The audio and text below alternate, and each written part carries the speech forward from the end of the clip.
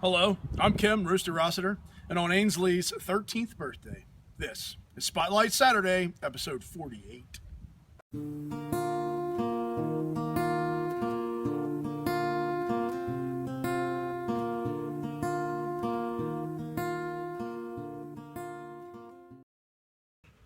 Hello everyone! So this week, since it's Ainsley's birthday, we're doing something a little bit different than our normal episodes.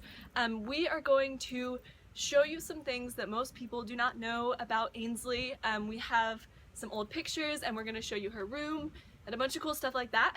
And so, I'm out of breath. And so to do that with me is Alex, and she has been my best friend since first grade. And, fun fact, her birthday's also today. They have the same birthday as Ainsley. Wait, not they. They have the same birthday, and so Alex is here. She obviously knew Ainsley for most of her life, and so she is here to share in the festivities. And yeah, it's an emotional day, but it's a good day, and we're remembering her for the good that was in her life, and so that's what we're gonna show you today. So yeah, this is gonna be a mess, but it's gonna be good. Okay. So, we just came inside, and the first thing that you see are all of her medals, and there are more over here. So many. So yeah, that's the first thing you see. This is us. We're going up the stairs now. And the first thing you see when you come up the stairs is the Ainsley tree. So some of you might have seen this on Facebook, if you follow my mom on Facebook, but this is a tree with a bunch of ornaments that my grandma made for us, and it's Ainsley every year during her life. And so there are 13 different ornaments, and the last one is, this is my favorite. So the last one is this one, these little ballet slippers. So yes, and there's so many. Wait, this one's kind of funny back here. Hold on. Yeah, where's the one that you showed me the other day? Where is it? There's one, and she looks a little bit intoxicated. Look at her eyes. So yes, this is the Ainsley tree. Okay, and this is Ainsley's door, and these wings, fun fact, somebody who, I believe it was someone who makes the Victoria's Secret angel wings, made these for Ainsley. That's really cool. It is really cool. I did not know that. She didn't know that. Open the door. So this is Ainsley's room. Obviously not at all what it looked like when she was in here, but we redid it to be a guest room, but we really wanted it to still have a touch of Ainsley. So this is my old bed and my old stuff, and so we moved it in here, and I think it looks very nice. And these are, this is a blanket that our neighbor made for Ainsley a long time ago, and it's very soft. So if you come to our house, you can have the Ainsley blanket. And then we have these pillows that me and my mom picked out. These angel wings that I'm pretty sure it was Ainsley's godmother, my aunt, my dad's sister. She has many titles, Christine Seward. I think she gave us those. And then there's lots of other things like this painting and the picture down there. All that was in Ainsley's room when she was in here. And then this is a basketball, and it says, "Little angel, sweet hoop dreams from Papa," and he gave one of these to me, my brother, Ainsley, and my other two cousins, Sam and Jack, a long time ago. And this part was in her room when she was in here too, and these little snow globes, Ainsley had like a collection of a bunch of snow globes, and these are the ones we have in here. And these are the races that my dad has done for Ainsley since she has died. So we have those up there. And then, yeah, when you come over here, this A was in Ainsley's room whenever she was in here, but I redid it with some pictures of her and some things. Pretty cool. And this was from some of Ainsley's artwork, and this, the paper in the background, was from a story that I wrote in Stories Around the Table called Loving My Sister. So yes, do you have anything to say? This is the room. Nothing to say. No, That's I was okay. gonna say, it's so like aesthetically pleasing. No, thank It's you. so pretty, and Thank it you. reminds me of her so much. That's good. I know. We worked very hard on this. And yeah. I don't even know what's happening. News. Elisa, you're wrong. Je ne sais pas. Je ne sais pas. D'accord. Okay, that was a little bit of French. Fun fact. Okay, so we are in my room. Oh my god, it's a mess. Okay. Don't look at that. So we're in my room now because we are gonna tell a story. We have not decided which story yet. We'll be back when we think of a story. So when you first met Ainsley, So obviously when I first met Ainsley, I was really young. And she was really my first experience with any type of disability like that. yeah. And so I feel like being around you and being around her for basically my entire life has really shaped the way that I perceive disabilities. And I feel like I'm so grateful for that because I feel like it's made me such a better person. And I feel like a lot of people in Ainsley's Angels could agree with that because especially if you're a family that does not have a child with a disability and you have kids who run, or if you run, being in that kind of environment from a young age shows your kids or shows these other kids that it's okay, you know? And I feel like because I met her at such a young age and was exposed to that, I never really built up those preconceived notions about like disabilities and people with them. And so I was always really open-minded and accepting of everyone. Yeah, and that's important. And you knew Ainsley before she was like really bad too. Yeah. Like when you met Ainsley, she could still do certain things, which a lot of you may not even know that many details about her disability. Actually, I don't know how many people of you don't.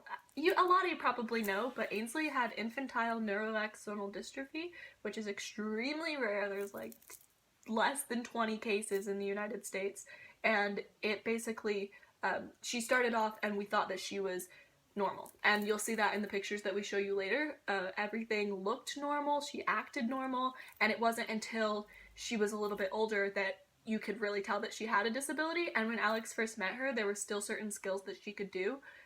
Like she could still sit up on her own and make basic choices with like her machines and that kind of stuff. So yeah, so you saw her through the best times and the worst times her entire life. Right. And then, this might be too real, a little too real, but you came over right whenever Ainsley died because my dad picked me up from school, and then I texted Alex because obviously, like, we're really close, and she was gonna be wondering what I was doing when I didn't show up to lunch, and I didn't want her to find out that Ainsley had died through, like, social media or something. And so I texted her, and she got picked up from school too, and she came right over here, and that was, like, really important for me because having, like, that support. And Alex saw Ainsley when she was still here. Well, not when she was still, like, when she was still in our house, like, her body and stuff. Ooh, is that too real? I don't want to say anything that's, like, you know, but, so I think, like, all of those moments were very important because I don't know what I'm saying, but like you were saying, yes, Dad, we're still filming! I don't know what's happening. Okay. He's recommending we go downstairs. I hope you got something out of that. I don't know. Hopefully this, like, makes it even into the vlog. I might cut it all out. Okay, cool! Thank you, friend.